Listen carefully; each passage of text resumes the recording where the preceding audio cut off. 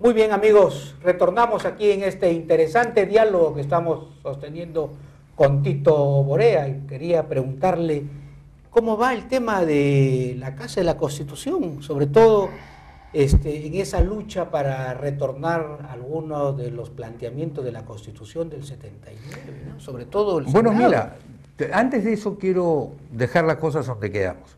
Yo estoy profundamente mortificado por el cinismo, por el oportunismo, por la falta de síntesis y de coherencia, que quienes supuestamente tienen alguna representatividad debido a estos medios, que les interesa que estos personajes sean los que disputan la elección del año 2016, ¿no es verdad?, han tenido respecto a esta ley laboral. Los tres, la Fujimori, en cuyo gobierno de su padre se descalabra el sistema de derechos laborales; García, que no hace nada sino ahondar los regímenes especiales; y Kuczynski, que incluso dice hace pocos días que el régimen tiene que durar 10 años y no solamente 5. Referente a la ley del que la Pulpín. gente protesta, entonces Da marcha atrás. zafan el cuerpo, ¿no es verdad?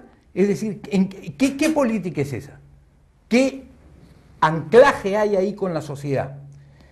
¿Cómo previeron el futuro? ¿No se dieron cuenta que esto le quitaba a los jóvenes la posibilidad de incorporarse a un país con derechos, a un país donde son tratados como seres humanos y como personas? Es decir, ¿no se dieron cuenta? Es decir, y si se dieron cuenta no les importó, pero lo lanzaron para ver si beneficiaban eventualmente al sector económicamente más poderoso del país, que por cierto está de plácemes con este tipo de leyes, ¿no es verdad?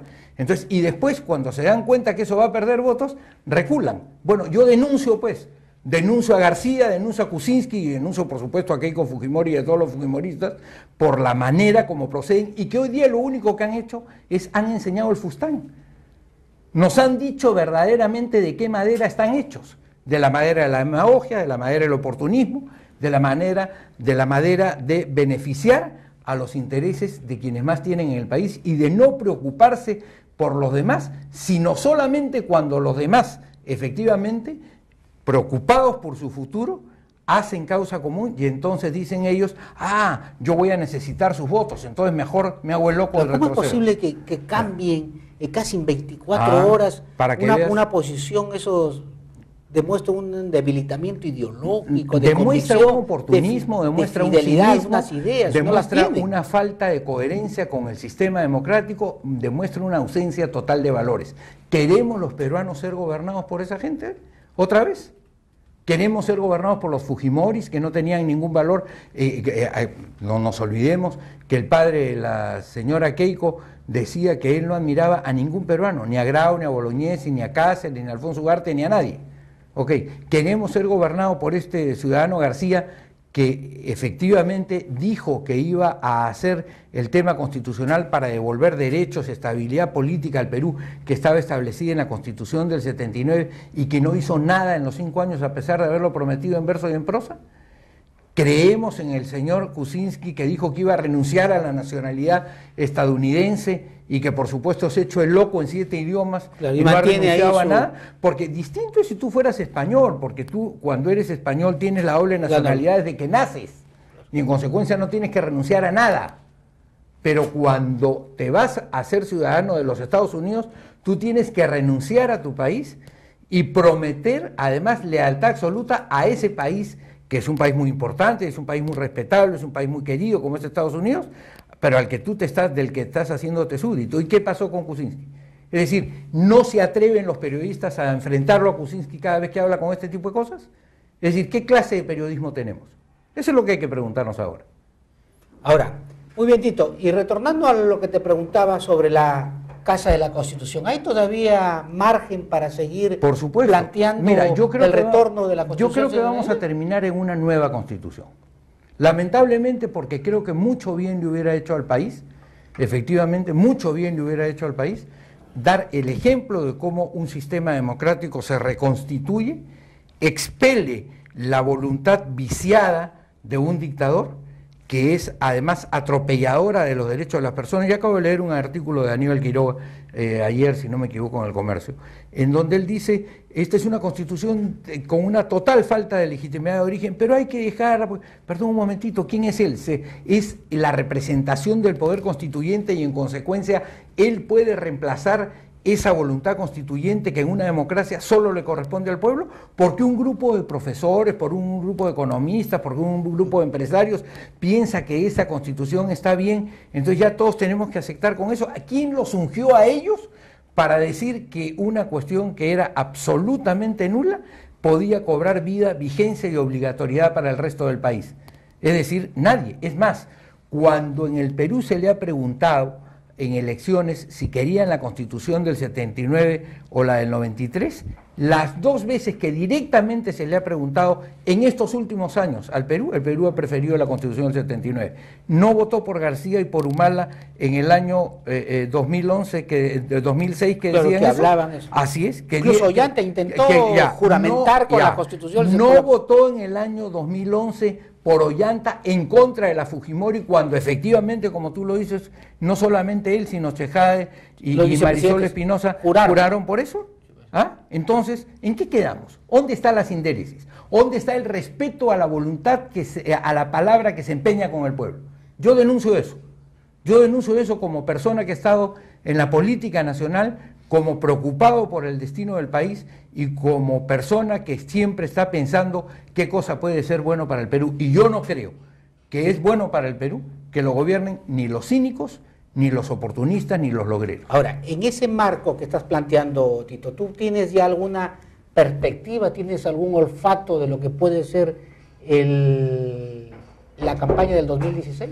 No, porque ¿Tienes algunas personas, mira, en el país precisamente porque todavía no hay partidos consolidados, entre otras cosas por el voto preferencial, entre otras cosas por una serie de normas de ínfima jerarquía que se han dado que pretenden meterse en la vida de los partidos. Mira, yo soy de los que piensa que en un partido político, cuando tú te metes, tú aceptas las normas de ese estatuto.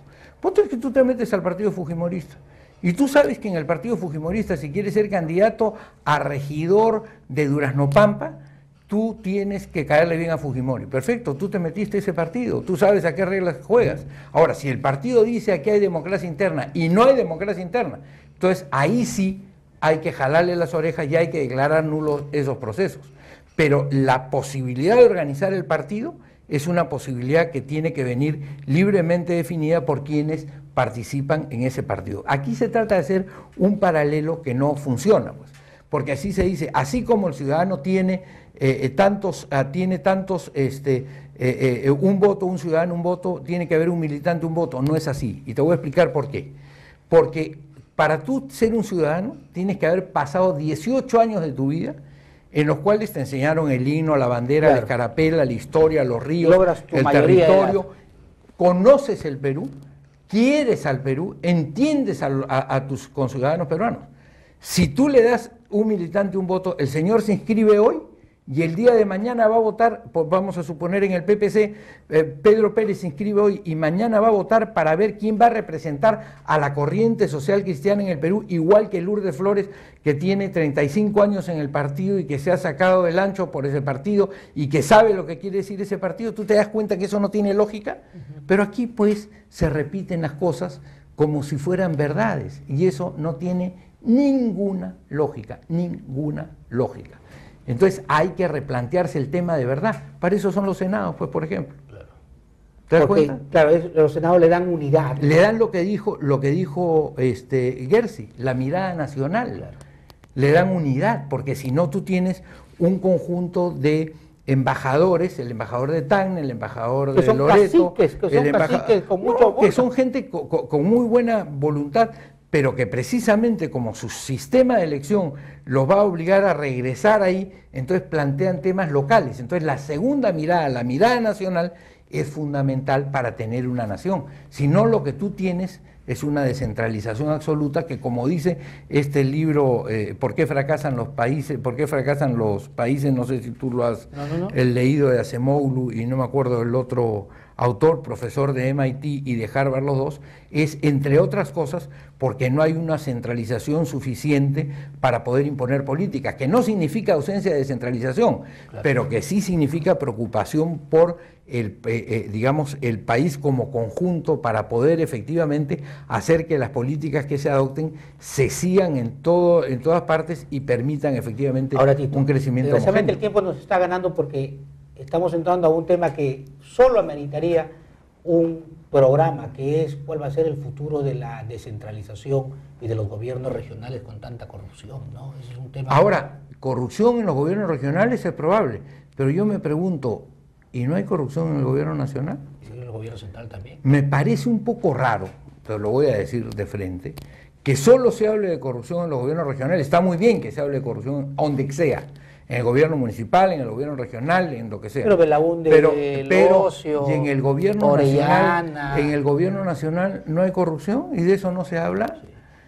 Oye, mira, como decía Tulio Loza, el gran filósofo peruano, no mojen que no hay quien planche, ¿no? Así es. Pero bueno, Tito, te tendremos en una próxima oportunidad para seguir comentando los temas de la agenda nacional. Que tengas una bonita Navidad, un bonito año y esperamos verte prontamente aquí en Mesa de Debate.